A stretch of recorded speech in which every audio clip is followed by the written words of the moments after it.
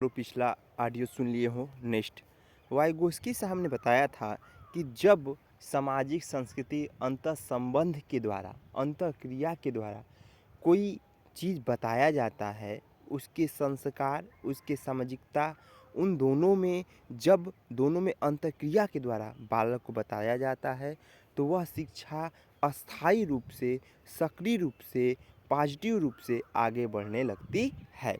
तो हमेशा वाइगोस्की साहब ने संस्कृति संस्कार और सामाजिकता पर बल दिया।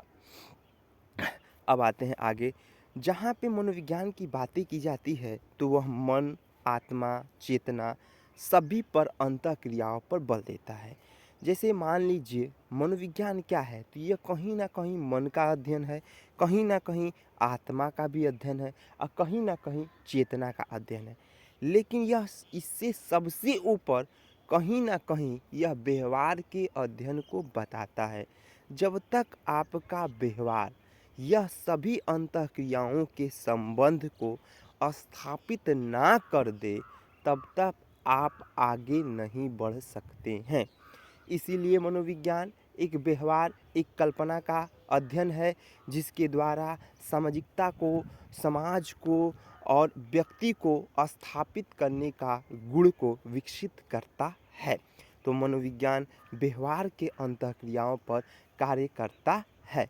आजकल की शिक्षा कहीं ना कहीं बालक के द्वारा बालक की शिक्षा बालक के लिए बन गई है।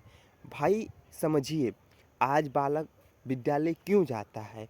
क्योंकि बालक जब तक सक्रिय नहीं होगा, जब तक प्रोत्साहित नहीं होगा, जब तक लक्ष्य की प्राप्ति के लिए आगे नहीं बढ़ेगा, तब तक बालक शिक्षा लेने के लिए बढ़ेगा नहीं।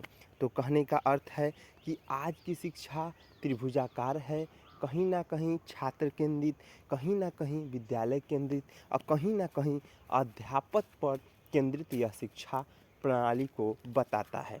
हमें ये जानने की बात है कि जब तक हम शिक्षा को अस्थायी रूप से स्थापित नहीं कर लेते हैं तब तक हमारा मनोबल तब तक हमारा अंतःक्रिया पर स्थापना नहीं हो पाएगा।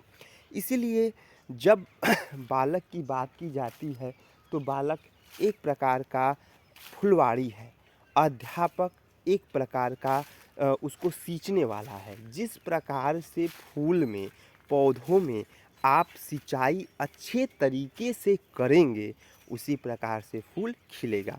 तो कहीं ना कहीं बालक को जब भी बताना हो तो उसी ढंग से शिक्षा को प्रदर्शित करना चाहिए जिससे बालक अपनी शिक्षा को ग्रहण कर ले।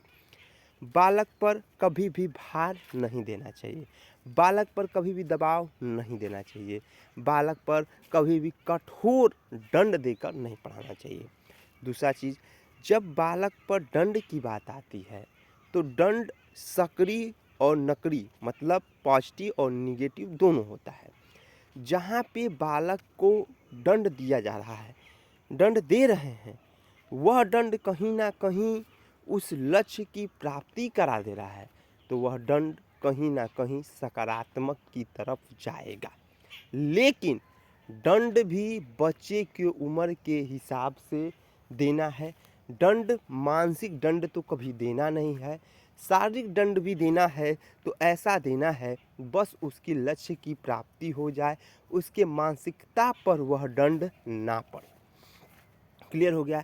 अब दंड बार बार देने से कहीं ना कहीं कुंठा आ जाएगा, बार बार उस चीज़ पर दबाव देने से कहीं ना कहीं कुंठा आ जाएगा जिसके कारण बालक में दबाव आने लगेगा और बालक में कहीं ना कहीं पठार भी आने लगेगा। तो अध्यापक को ऐसी शिक्षा देना है जिससे बालक में पठार ना आए। पठार दबाव से आता है, पठार लक्ष्य की प्राप्ति ना होने से आता है, पठार उम्र से आता है। तो पठार आने से बालक शिक्षा से दूर होने लगेगा। इसलिए हमें हमेशा ध्यान देना है कि बालक को पढ़ाते समय पठार नहीं आना चाहिए। क्लियर हो गया? अब हम लोग आगे बढ़ेंगे जहाँ पे बात करते हैं सूझ की सिद्धांत की। तो यहाँ पे क्या था कोहलर ने बताया था, एक कोहलबर्ग है, एक कोहलर है। कोहलबर्ग के बारे में अभी आगे बताऊँगा, आगे वीडियो में। कोहलर ने बताया था कि सोच और समझ जो होती है वो मनुष्य में और जानवर में दोनों में होती है, लेकिन सोच का ऑलरेडी बदलाव आ जाना, सोच का सिद्धांत है अचानक बदलाव आ जाना, तुरंत बदलाव आ जाना, कहीं ना कहीं वह कभी ना कभी दबाव में भी आ जाना, वह सोच सूझ का सिद्धांत कोहलर ने दिया। और सोच कब आती है? सोच दबाव पे आती है। सोच तब आती है जब हम कहीं ना कहीं घेराव में रहते हैं। सूझ तब आती है, सोच तब आती है जब हम अंतर्दृष्टि से सोचते हैं।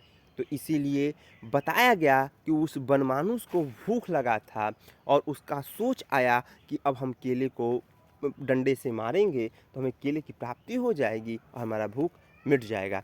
इसलिए कहा गया कि जब तक बालक भूख को महसूस ना करे तब तक उसे सोच का आना भी असंभव है।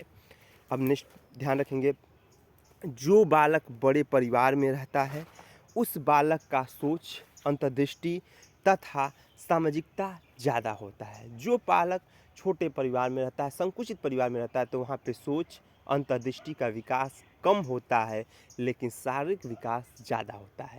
जहाँ बड़ा परिवार शारीरिक विकास कम, जहाँ छोटा परिवार शारीरिक विकास ज़्यादा, लेकिन सामाजिकता कम।